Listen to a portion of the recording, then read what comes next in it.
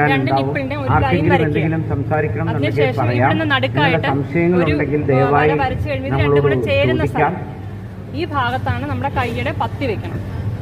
വെച്ചിട്ട് ഈ രണ്ട് വിരൽ ഇങ്ങനെ ഒരുമിച്ചാക്കിയിട്ട് നമ്മൾ രോഗിയുടെ നെഞ്ച് ഒരു 3 to 4 സെന്റിമീറ്റർ അകത്തേക്ക് പോകുന്ന രീതിയിൽ അമർത്തണം. അതുകൊണ്ട് മാത്രമേ പ്രയോജനമുള്ളൂ.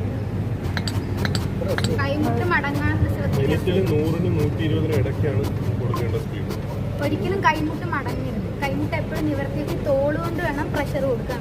നമ്മുടെ ശരീരഭാഗം